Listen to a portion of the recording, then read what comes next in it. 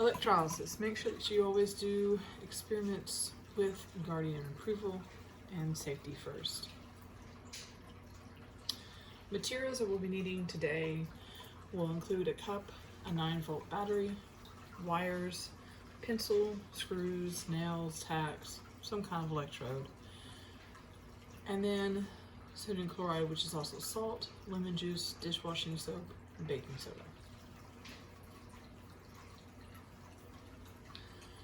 Procedure. So we're going to set up our electrodes. We're going to make sure they don't touch. We can do this with cardboard or a plastic container, and I'll show you how we do both sets. You're going to connect the electrodes to the wires, but not to the battery at the time. Then you're going to fill your container with water. You're going to add baking soda. And you can add an indicator if you'd like to be able to see the changes a little bit better. Then we're going to connect the wires to the battery and place electrodes in solution. We're going to watch and record results. And we're going to repeat with lemon juice, salt water, soap. These are the two setups that we're looking at doing. If we had test tubes, we would be collecting the gas being given off to be able to look at the ratio between the two. Or we can just do electrodes directly into the water and just absorb the change. So,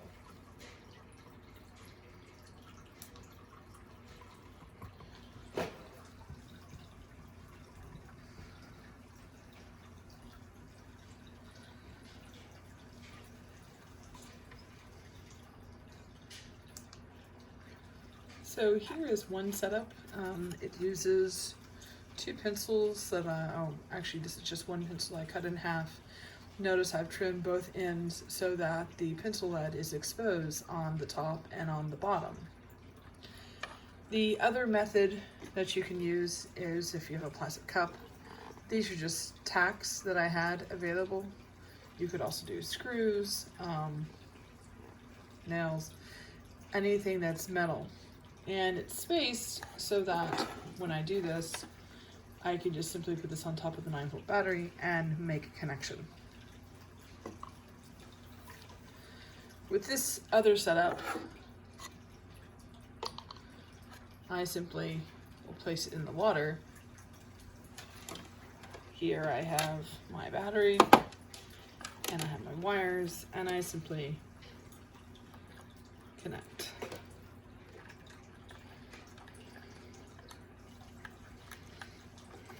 And so that's another way of doing it.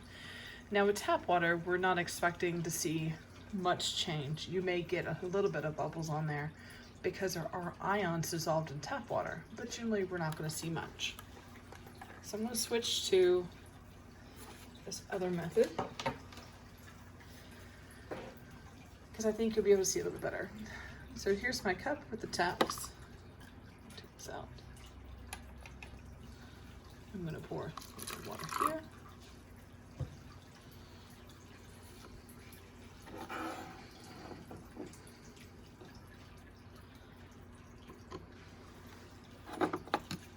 And then after I can cover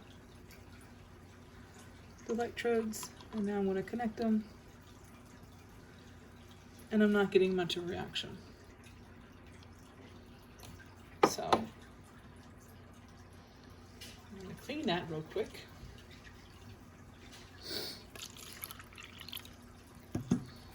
Here I have baking soda. Connect. And now you see there are bubbles being given off at both electrodes. You see that when I have them connect. There you go.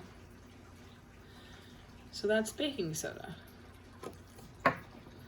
So here I go. Let me go clean it.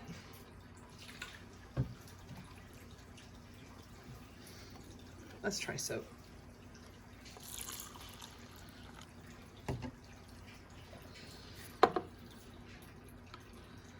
Connect my electrode. Bam, I've got a reaction again. Not as fast as the other one, but still it is reacting.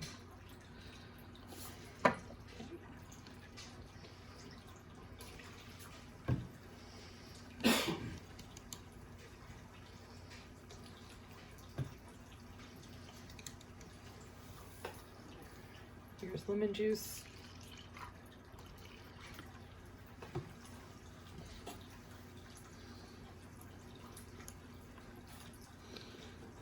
This is a little bit harder to see, and that's where an indicator would be helpful. But I'm getting a little bit of movement on those electrodes.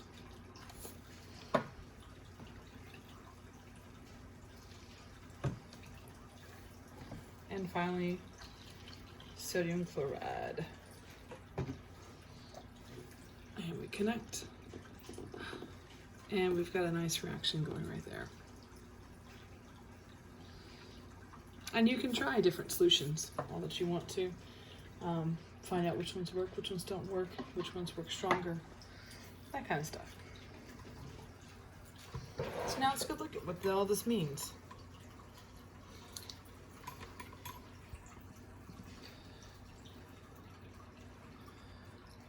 And so we saw that some of the solutions reacted at a faster rate than others. And we could actually time it. We could put 2 test tubes in there and get a difference between the two. And we can get more math on that. But let's look at the science behind it. So when I have the baking soda in there, I am dissociating it through the reaction. And I'm producing hydrogen, oxygen, and carbon dioxide. Again, an indicator would help, maybe help you see with a little bit of that. With the sodium chloride, I get it split into hydrogen, oxygen, and chlorine. Chlorine, you have to be a little concerned with. We're not producing it at that great a quantity, but it is produced in the reaction. And sodium chloride is very good at carrying a current because of how it splits into its ions. Lemon juice, it's an acid. It has a pH below 7, and specifically the pH is a 2 for lemon juice. And acids will also react as electrolytes, which is why you have sulfuric acid in the battery of your car.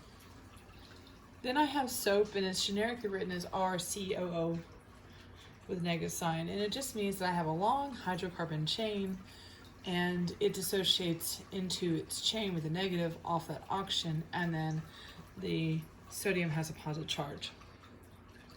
You could also do a detergent, which is slightly different. So your laundry detergent has a little bit different structure than your soap does, but it still dissociates into the O negative and the positive ion.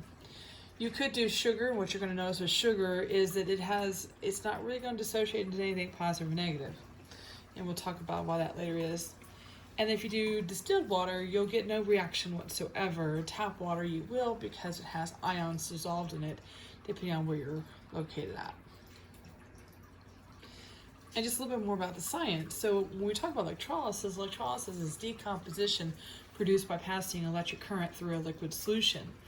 And so I am forcing that water and those ions to break into its components by passing a current through my cathode and my anode positions. And I end up producing these two reactions, which later on you'll learn are called redox reactions because we have an exchange of electrons. And we also notice through this is that some of them were stronger, some of them weaker. These are called strong and weak electrolytes. Electrolytes means they can actually produce a current. And then non-electrolytes do not produce a current. And reality of this, the practicality, you all know that if you're out on the boat on the lake and you see lightning coming, you need to get off the lake. Why? Because water can carry that current and you can get